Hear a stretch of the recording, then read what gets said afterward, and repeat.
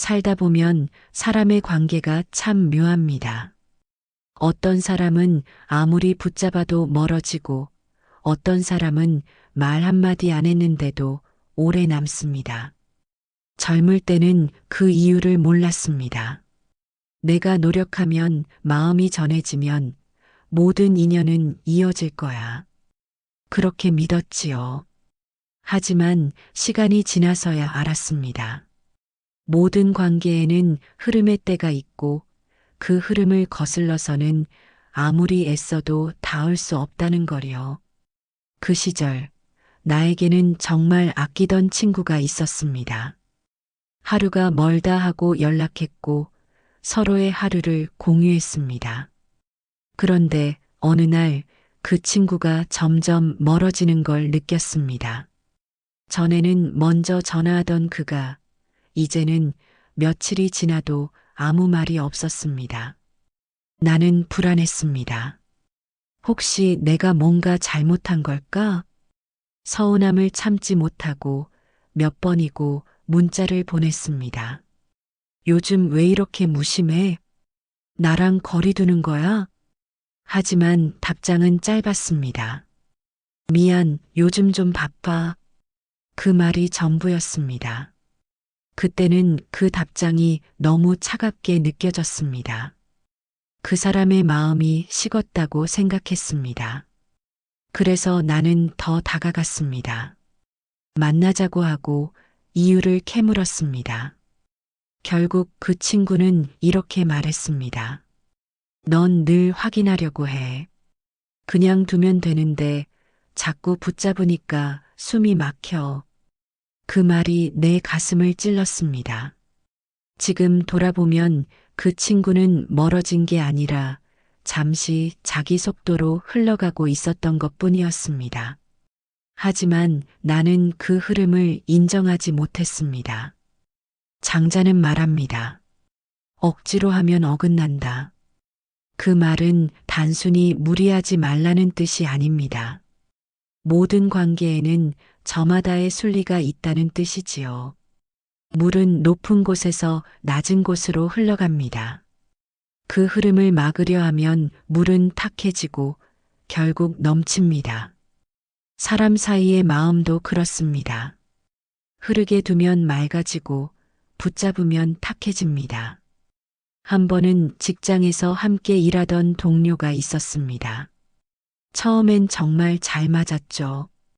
서로의 부족한 부분을 채워주며 좋은 팀이었습니다.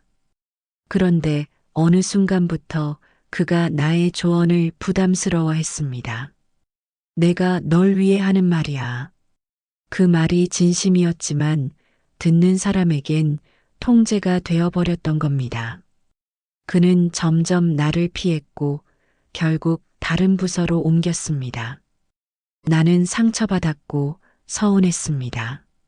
그런데 나중에야 알았습니다. 진심도 때를 잃으면 부담이 된다는 것을요. 노자는 이렇게 말했습니다. 무의로 행하면 다스려지지 않음이 없다. 즉, 하지 않음 속에 오히려 가장 자연스러운 조화가 있다는 뜻입니다. 사람을 붙잡지 않는 것, 간섭하지 않는 것, 그것이 바로 관계의 도입니다. 시간이 흐른 뒤 나는 그 동료를 우연히 마주쳤습니다. 그는 환하게 웃으며 말했습니다. 그때 선배가 너무 밀어붙이지만 않았어도 더 일찍 성장했을 것 같아요. 그 말이 서운하기보다 고마웠습니다. 그가 나를 탓한 게 아니라 그때의 조급함을 짚어준 것이었으니까요. 그 이후로 나는 사람을 끌지 않고 기다리는 법을 배웠습니다. 기다림은 무기력이 아닙니다. 그건 관계의 가장 깊은 신뢰의 형태입니다. 붙잡지 않아도 이어지고 말하지 않아도 통하는 관계는 이미 흐름 속에 들어가 있기 때문입니다. 내가 존경하던 한 노 교수님이 계셨습니다. 그분은 늘 학생들에게 이렇게 말했습니다. 사람은 물처럼 흘러야 한다. 물을 움켜쥐면 흩어지고 두면 머문다. 그분은 제자 중 누구에게도 먼저 연락하지 않았습니다. 하지만 이상하게도 제자들은 늘 그를 찾아왔습니다. 그 이유를 묻자 교수님은 웃으며 말했습니다. 흐름은 애써 찾는 게 아니야.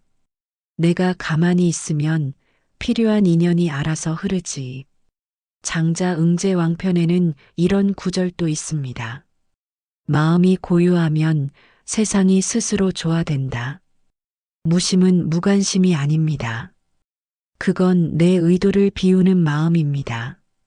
관계에서 의도가 과하면 흐름이 막히고 비워지면 통합니다. 한 노부부의 이야기입니다. 결혼한 지 50년이 넘었는데 두 사람은 크게 다투지 않았다고 합니다. 비결이 뭐냐 물으니 아내가 웃으며 대답했습니다. 서로를 바꾸려 하지 않았어요. 그냥 그 사람의 흐름을 믿었어요. 그 한마디에 장자의 도가 담겨 있었습니다. 사람을 고치려는 마음보다 있는 그대로 인정하려는 마음. 그게 무의의 사랑이지요. 나는 이제 압니다. 놓아주는 일은 잃는 게 아니라 관계를 제자리로 돌려놓는 일이라는 걸요. 자식을 키우면서도 배우자와 살아가면서도 친구를 떠나보내면서도 마찬가지입니다. 붙잡는 손보다 보내는 손이 더 단단할 때가 있습니다. 그건 믿음의 무게입니다. 중용에서 말하듯 군자는 때를 기다린다. 조급한 이는 이를 그르친다. 때를 기다리는 사람만이 관계의 바다에 끝까지 남을 수 있습니다. 한 어머니는 아들이 오랜 시간 방황했을 때 이렇게 했다고 합니다. 아무 말도 하지 않고 그저 문을 열어두었어요. 돌아오면 언제든 따뜻한 밥이 있게. 그 아들은 몇 해가 지나 스스로 돌아왔습니다. 그는 말했습니다. 엄마는 나를 내버려 둔 게 아니라 믿어준 거였구나. 그게 바로 무의의 관계입니다. 흐름을 막지 않고 스스로 돌아오게 하는 기다림의 지혜. 맹자는 말했습니다. 성급한 자는 천리를 하루에 가려하고 현명한 자는 하루를 천리로 쌓는다. 인연도 그렇습니다. 억지로 붙잡으려 하면 멀어지고 흘러가게 두면 언젠가 다시 닿습니다. 그게 인생의 순환이고 관계의 리듬입니다. 삶의 끝자락에서 돌아보면 억지로 맺으려던 인연은 다 사라지고 자연스럽게 이어졌던 관계만 남아 있습니다. 시간이 흘러도 기억나는 사람은 내가 노력해서 붙잡은 사람이 아니라 그저 흐름 속에 자연히 함께 있었던 사람들입니다. 이제 나는 조용히 받아들입니다. 모든 인연은 물처럼 흘러야 하고 내가 할 일은 다만 그 물이 고이지 않게 두는 것뿐입니다. 강물은 굽이쳐도 결국 바다로 갑니다. 우리의 인연도 그렇습니다. 서로 다른 방향에서 흘러와도 결국은 같은 바다에 닿습니다. 그러니 붙잡지 마세요. 떠난 인연을 탓하지 말고 흘러가는 인연을 막지 마세요. 흐름에 맡기면 그 안에서 가장 고요한 사랑이 자랍니다. 오늘의 만남도 내일의 이별도 모두 순리의 일부입니다. 무의자연의 마음으로 살아간다면 인연은 억지로 맺지 않아도 저절로 통하게 될 것입니다.